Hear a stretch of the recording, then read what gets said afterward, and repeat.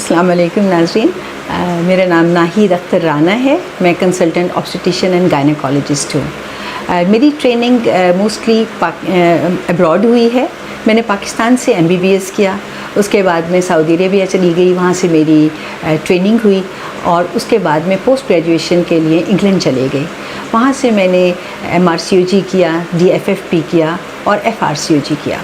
पाकिस्तान आने से पहले तकरीबन 10 साल मैं वहाँ के एक बहुत बड़े हॉस्पिटल में एज ए कंसल्टेंट काम कर रही थी। मुझे पाकिस्तान आए तकरीबन 1.5 से 2 साल हो चुके हैं और आजकल मैं हमीद लतीफ़ हॉस्पिटल में, अल राज़ी हॉस्पिटल में और नोवी मेड स्पेशलिस्ट क्लिनिक में प्रैक्टिस कर रही हूँ। आज हम एक बहुत ही इम्पॉर्टेंट टॉपिक पर बात करने लगे हैं और ये है मांझपन। ज़्यादातर कपल्स जो हमारे पास गायनेकोलॉजिकल प्रैक्टिस में आते हैं उनमें ज़्यादा तादाद होती है उन कपल्स की जिनको बच्चा कंसीव करने में डिफ़िकल्टी हो रही हो या जिनको कंसेप्शन के बाद मिसकैरेजेस हो रही हो या अलाइव बेबी हासिल करने में।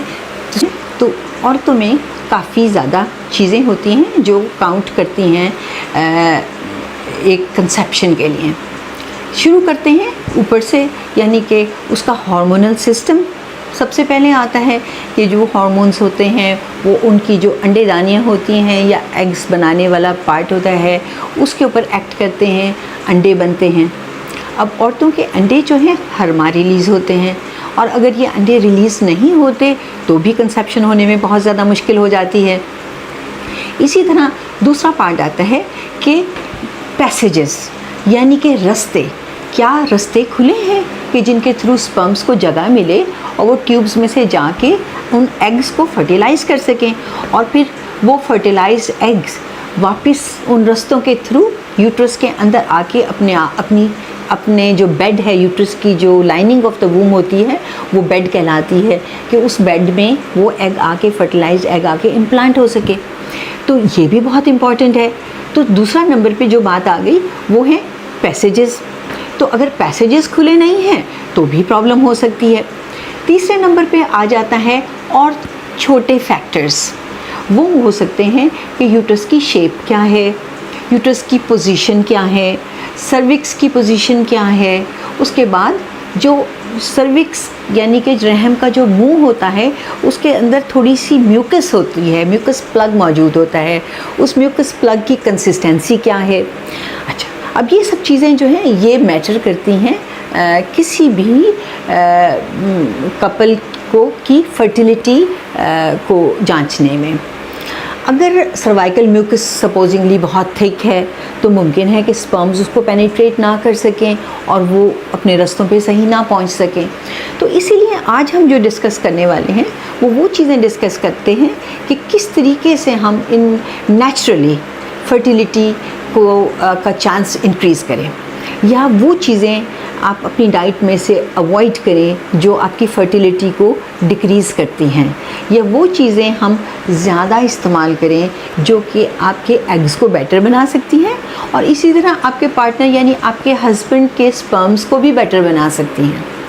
जो इम्पॉर्टेंट चीज़ें हैं उसमें एक चीज़ ये भी बहुत इम्पॉर्टेंट है, आया कि हम फर्टाइल टाइम को सही अवेल करते हैं कि नहीं। अब एक चीज़ मैं आपको बताती चलूँ इस वक्त कि तकरीबन 25% कपल्स लकी इनफ होते हैं कि वो शादी के पहले 3 महीनों में ही कंसेप्शन हो जाए। बाकी जो 75% कपल्स हैं उनको टाइम लग सकता है तकरीबन 6 माह से 1 साल तक।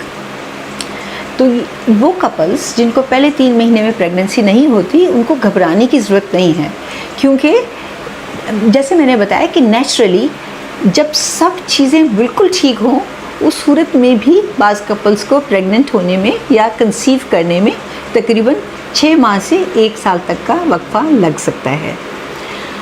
सबसे पहले मैं आपको बताना चाहूँगी कि फ़र्टाइल पीरियड क्या होता है। फ़र्टाइल पीरियड वो होता है कि जिस दौरान सेक्स करने से आपको ज़्यादा चांसेस होते हैं कि एग फर्टिलाइज़ हो जाएगा और प्रेगनेंसी हो जाएगी। अच्छा, ज़्यादातर एक मिथ है, लोग देखते हैं कि जी अच्छा आज मुझे पीरियड्स आए हैं तो इससे 12वां दिन या इससे 14वां दिन या इससे 13वां दिन जो है उसमें मेरा एग मैच्योर हो जाएगा। ऐसी कोई बात नहीं है। हमें हर औरत की साइकिल के मुताबिक फर्टिलिटी टाइम को डिटरमाइन करना होता है। फर्टिलिटी टाइम यूजुअली आपको पीरियड्स जब जिस दिन आते हैं उससे पहले 12 या 14 दिन पहले वाला टाइम आपका फर्टिलिटी टाइम होता है। तो पीरियड्स आने के बाद आपने टाइम कैलकुलेट नहीं करना होता, बल्कि आपने ये कैलकुलेट करना होता है कि आपको आमतौर पे जितने दिन बाद पीरियड्स आते हैं उससे पहले 12 से 14 दिन जो हैं वो आपका फर्टाइल पीरियड है। फॉर एग्ज़ाम्पल लेट्स से कि एक औरत को तकरीबन 40 दिन बाद पीरियड्स आते हैं, यानी कि उसको पहली तारीख को पीरियड आए और उसके बाद अगली साइकिल में उसको 10 तारीख को पीरियड आते हैं, यानी कि उसकी साइकिल लंबी है और 40 डेज़ के बाद उसको पीरियड आते हैं। तो उनका जो है फर्टिलिटी टाइम यूजुअली महीने की 26 तारीख से लेके 28 तारीख तक होगा, क्योंकि 12वें दिन से 14वां दिन और फिर आगे उनका डेट्स ऑफ पीरियड। तो हर औरत को चाहिए कि वो अपनी साइकिल का हिसाब रखे। इसी तरह वो लोग जिनकी साइकिल शॉर्ट है, यानी कि 28 डेज़ की है या 26 डेज़ की है, तो उनको भी उसी तरीके से 12 या 14 दिन पीछे आना है। तो 12 to 14 डेज़ वाला पीरियड जो है that is the most fertile time. अच्छा, इस वक्त मैं एक और बात बताऊंगी कि जो मेल स्पर्म्स हैं उनका जो लाइफ टाइम, मतलब उनकी जो लाइफ है वो काफ़ी लंबी होती है। वो तकरीबन 4 से 6 दिन तक ज़िंदा रह सकते हैं, जबकि जो फीमेल का एग है उसकी लाइफ उतनी लंबी नहीं होती, वो तकरीबन 48 घंटे तक सही हालत में होता है। तो अगर सेक्स जो है 2 या 3 दिन पहले भी हुई हो ओव्यूलेशन से, तभी भी फर्टिलिटी का चांस है, फर्टिलाइजेशन का चांस है। और इसी तरह एग के रिलीज़ होने के बाद अगर विदिन 2 डेज़ भी सेक्स हुई हो तो भी फर्टिलिटी का या फर्टिलाइजेशन का चांस है। अब हम बात करते हैं कि आपको कैसे पता चलेगा कि ये आपका ओव्यूलेशन टाइम है, क्योंकि काफ़ी ज़्यादा ख़वातीन मुझसे ये सवाल करती हैं कि डॉक्टर साहब हमें ये बताइए कि हमें कैसे पता चलेगा कि हमारा ओव्यूलेशन का टाइम है। या बाज़ ख़वातीन मुझे आके ये कहती हैं नहीं डॉक्टर साहब मुझे तो पता चल जाता है कि जिस वक्त मुझे ओव्यूलेशन होती है और हम अगर उस वक्त सेक्स करें तो प्रेगनेंसी हो जाती है। बड़ी माइनर सी चीज़ें होती हैं, बड़ी सेंसिटिव सी चीज़ें होती हैं, उनको आपने नोट करना होता है। जिसमें से एक चीज़ तो है बेसल बॉडी टेम्परेचर। इसका मतलब है आपकी बॉडी का बेसल टेम्परेचर। इसको मेजर करने के लिए आपको एक स्पेशल थर्मामीटर होता है, आप उसके ज़रिए अपना बॉडी का टेम्परेचर मेजर करते हैं। आपकी बॉडी का टेम्परेचर आमतौर पे जो साइकिल का पहला हाफ होता है, यानी कि ओव्यूलेशन तक, आमतौर पे वो ½ डिग्री कम होता है। और जब आपको ओव्यूलेशन हो जाती है तो उसके बाद वो ½ डिग्री इंक्रीज़ हो जाता है। जस्ट बिफोर ओव्यूलेशन ½ डिग्री का ड्रॉप भी आ सकता है। सो पहले ½ डिग्री ड्रॉप होता है, फिर एकदम से ½ डिग्री राइज़ होता है और फिर रेस्ट ऑफ द टाइम में ½ डिग्री रेस टेम्परेचर के साथ आपकी बॉडी रहती है। अब ये टेम्परेचर मेजर कैसे करना होता है, ये भी बहुत ही इंपॉर्टेंट सवाल है, क्योंकि ज़्यादातर लोगों को इस बात का नहीं पता कि इसको कैसे मेजर करना है। अब इसके लिए बहुत इम्पॉर्टेंट है कि जब आप सोकर उठें तो इवन बैठने से पहले और इवन बात करने से पहले आप अपना टेम्परेचर मेजर करें। ठीक है, ये नहीं है कि आप उठ के आपने बेड से गई, आप जाके थर्मामीटर उठा के लाएं, फिर नहीं, आप लेटे लेटे अपने बेड साइड पे रखा करें और लेटे लेटे आप अपना थर्मामीटर उठाएं और कोई भी बात करने से पहले अपना टेम्परेचर चेक करें। इस तरह अगर आप पूरे महीने अपना टेम्परेचर चेक करेंगी तो फिर आपको पता चल जाएगा कि आपका ओव्यूलेशन टाइम कौन सा है। उसके अलावा बॉडी के अंदर कुछ साइंस भी आते हैं जिससे पता चलता है। अगर आप बहुत सेंसिटिव हैं तो आप बिल्कुल रियलाइज़ कर पाएंगी कि आपको अपनी ओव्यूलेशन टाइम का पता चल रहा है। वो कैसे कि बाज़ लोगों को ओव्यूलेशन टाइम के दौरान हल्का सा क्रैम्प महसूस होता है, उनको महसूस होता है कि जैसे हल्का सा पेट में दर्द हुआ है। बाज़ लोगों को उस दौरान हल्की सी स्पॉटिंग भी आ सकती है और बाज़ लोगों को अपना जो बाहर का हिस्सा है, यानी कि जिसको वल्वा कहते हैं और वजाइना कहते हैं, उनको ऐसा महसूस होता है कि जैसे वो हल्का सा स्वोलन है, तो वो भी एक साइन होता है ओव्यूलेशन का। बाज़ लोगों की सेक्स डिज़ायर जो है वो इस दौरान बढ़ जाती है, वो भी साइन होता है ओव्यूलेशन का। उसके अलावा कुछ लोग सर्वाइकल म्यूकस को चेक करते हैं ये देखने के लिए कि ओव्यूलेशन हुई है कि नहीं। अच्छा, उसके भी बहुत से तरीके हैं उसको चेक करने के लिए। आप अपनी सर्विक्स को हाथ लगा के उसके ऊपर आमतौर पे म्यूकस डिस्चार्ज हर वक्त होता है, लेकिन उस डिस्चार्ज की कंसिस्टेंसी चेंज होती रहती है, और जब ओव्यूलेशन होती है तो आमतौर पे जो सर्वाइकल म्यूकस है वो बहुत क्लियर हो जाती है, और उसके ओव्यूलेशन के फ़ौरन बाद वो बहुत थिक और स्टिकी हो जाती है। अगर आप पहले हाफ ऑफ द साइकिल में देखें तो आपको महसूस होगा कि आपकी जो सर्वाइकल म्यूकस है वो, अगर आप उसको ऐसे करके 2 उंगलियों के दरमियान ऐसे करें तो वो तार नहीं बना पाती, बल्कि वो टूट जाती है। लेकिन जब ओव्यूलेशन हो जाती है और आप सर्वाइकल म्यूकस को अपनी 2 उंगलियों के दरमियान ऐसे करके देखें तो वो एक बारीक सा तार बना पाएगी, तो उसका वो साइन होता है कि आपको ओव्यूलेशन हुई है। अब मैं आपको बताना चाहूँगी चंद बेसिक चीज़ें जो कि इम्पॉर्टेंट हैं ओव्यूलेशन के बाद फर्टिलाइजेशन में हेल्प के लिए। जैसे मैंने आपको पहले भी कहा था कि जो रहम की शक्ल है या जो रहम की शेप है, वो भी बहुत इम्पॉर्टेंट चीज़ है। कुछ लोगों का रहम एंटीवर्टेड होता है, यानी कि वो ऊपर की तरफ उठा हुआ होता है, और रहम जो सर्विक्स यानी कि जो रहम का मुंह है उसका रुख डाउनवर्ड होता है। ये चीज़ नॉर्मल है, बहुत मतलब बिल्कुल ही नॉर्मल है, और तकरीबन 70% औरतों में सर्विक्स इस तरह की ही होती है कि सर्विक्स का मुंह नीचे की तरफ होता है। ठीक है, अगर आपकी सर्विक्स का मुंह नीचे की तरफ है तो जो फर्टिलाइजेशन वाले डेज़ हैं या जिन डेज़ में आपको ओव्यूलेशन हुई भी है और आप वो अवेल करना चाहते हैं, तो आपको चाहिए कि आप यूरिन वगैरह करके फ़ारिग होके लेटें और सेक्स के बाद उसी तरीके से सो जाएं। अगर आप सेक्स के फ़ौरन बाद उठ के अपना वॉशरूम जाती हैं, फ़ौरन ही उठ के आप अपने आप को यूरिन करती हैं, फिर अपने आप को वॉश करती हैं, तो ऑफ़ कोर्स ज़्यादातर सीमन वो बाहर भी निकल जाता है। लेकिन घबराने की बात नहीं है, क्योंकि हमें तो सिर्फ एक स्पर्म चाहिए होता है प्रेगनेंसी के लिए, तो स्पर्म्स तो मिलियंस के हिसाब से होते हैं, बहुत जल्दी से अपना रास्ता अंदर की तरफ बना लेते हैं।